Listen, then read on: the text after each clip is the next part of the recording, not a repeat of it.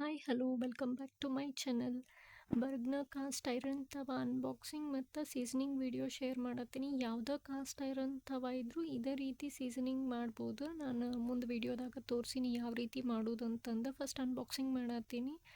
ಅದ್ರೊಳಗೆ user manual, warranty card ಎಲ್ಲನೂ ಕೊಟ್ಟಿದ್ರು. ಮತ್ತು ಸೈಡಿಗೆ ತವಾಕೆರಡು ಗ್ರಿಪ್, ಹ್ಯಾಂಡಲಿಗೆ 2 ಸಿಲಿಕಾನ್ ಗ್ರಿಪ್ ಕೊಟ್ಟಿದ್ರು ಹಾಕಕ್ಕೆ. ಈ ರೀತಿ ಸಿಲಿಕಾನ್ ಗ್ರಿಪ್ಪನ್ನು ಹಾಕಬೇಕು. ನಾನು ಫಸ್ಟ್ ವಾಶ್ ಎಲ್ಲ ಮಾಡಿ ಆದಿಂದ ಗ್ರಿಪ್ ಹಾಕಿದ್ರಾತಂತ ಹೇಳಿ ತೆಗೆದಿಟ್ಟಿದ್ದೆ. ಫಸ್ಟ್ ಟೈಮ್ ಕಾಸ್ಟ್ ಐರನ್ ತವ ತೊಳಿಬೇಕಾದ್ರೆ ಫಸ್ಟ್ ನೀರಿಗೆ ಹಿಡಿದು ಈ ರೀತಿ ಫಸ್ಟ್ ಎಲ್ಲ ಕ್ಲೀನ್ ಮಾಡಬೇಕು. ಯಾವಾಗಲೂ ಲಿಕ್ವಿಡ್ ಸೋಪನ್ನು ಯೂಸ್ ಮಾಡಬೇಕು. ಲಿಕ್ವಿಡ್ ವಿಮ್ ಲಿಕ್ವಿಡ್ ಅಥವಾ ಪ್ರಿಲ್ ಲಿಕ್ವಿಡನ್ನು ಫಸ್ಟ್ ಟೈಮ್ ಯೂಸ್ ಮಾಡುವಾಗ ಯಾವಾಗಲೂ ಅದರಲ್ಲೇ ಹಚ್ಚಿ ಕಾಸ್ಟ್ ಐರನ್ ತವನ ತೊಳಿಬೇಕು. ಕಾಸ್ಟ್ ಐರನ್ ತವನ ತೊಳೆದಿಂದ ಫಸ್ಟ್ ಅದನ್ನು ನೀಟಂಗೆಲ್ಲ ತೊಳ್ಕೊಬೇಕು. ತೊಳೆದಿಂದ ಗ್ಯಾಸ್ ಮ್ಯಾಗ ಲೋ ಫ್ಲೇಮ್ದಾಗ ಫಸ್ಟ್ ಅದು ನೀರೆಲ್ಲ ಹೋಗಕ್ಕೆ ಬಿಡಬೇಕು. ಲೋ ಫ್ಲೇಮ್ದಾಗ ಇಡಬೇಕು.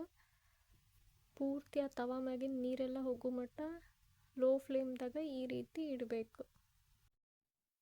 ಪೂರ್ತಿ ಈ ರೀತಿ ನೀರೆಲ್ಲ ಹೋದಿಂದ ಒಂದು ಚಮಚೆ ಕುಕ್ಕಿಂಗ್ ಆಯಿಲ್ ಹಾಕಿ ಈರುಳ್ಳಿ ಶಿಪ್ಪಿ ಎಲ್ಲ ಸುಲಿದು ಈ ರೀತಿ ಫೋರ್ಕಿಗೆ ಹಾಕಿ ಎಣ್ಣೆನ ಇಡೀ ತವಾಗ ಹಚ್ಚಾತೀನಿ. ಫುಲ್ ಈ ರೀತಿ ಹಚ್ಚಾತೀನಿ.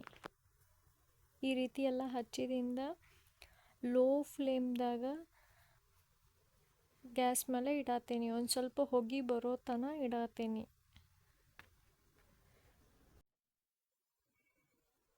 ಈ ರೀತಿ ಹೊಗೆ ಬರಬೇಕು. ಈ ರೀತಿ ಹೊಗೆ ಬಂದಿಂದ ಗ್ಯಾಸ್ ಆಫ್ ಮಾಡಿ ಅದು ಕೂಲ್ ಆಗಕ್ಕೆ ಬಿಡಬೇಕು. ಫುಲ್ ಒಂದು ಪೂರ ತವ ಎಲ್ಲ ಕೂಲ್ ಆಗೋ ಮಟ್ಟ ಬಿಟ್ಟು ಮತ್ತು ರಿಟರ್ನ್ ತವಾನ ವಾಶ್ ಮಾಡಬೇಕು.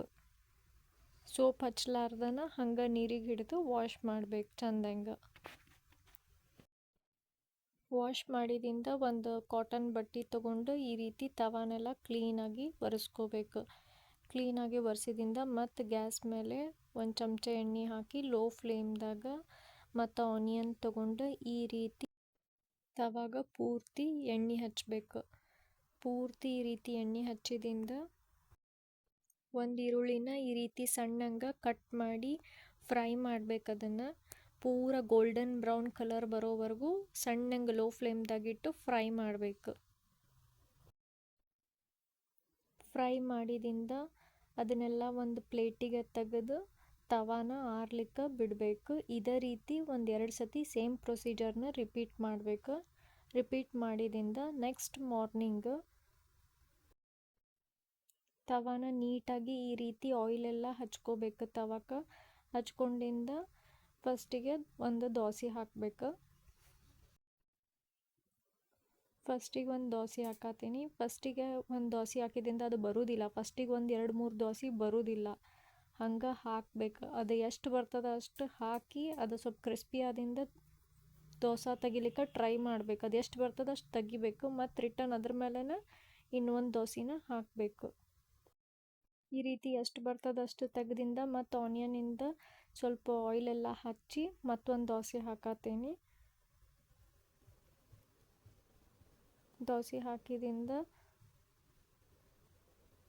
ಈ ಸತಿ ದೋಸೆ ತೆಗಿಬೇಕಾದ್ರೆ ಅದು ಲಾಸ್ಟ್ ಟೈಮ್ ಹಾಕಿದ್ದೂ ಅದ್ರ ಜೊತೆಗೇನೆ ಬರ್ತದೆ. ಇದೇ ರೀತಿ ಒಂದು 2-3 ದೋಸೆ ಸ್ಟಾರ್ಟಿಂಗ್ ಬರೋದಿಲ್ಲ. 3 ದೋಸೆ ಆ ರೀತಿ ತೆಗೆದಿಂದ ಇದ್ರ 4th ದೋಸೆ ಎಷ್ಟು ಪರ್ಫೆಕ್ಟಾಗಿ ಕ್ರಿಸ್ಪಿಯಾಗಿ ಬಂದಿದೆ. ಈ ರೀತಿ ಒಂದು ಸತಿ ಟ್ರೈ ಮಾಡಿ ನೋಡಿರಿ seasoning. Thank you for watching.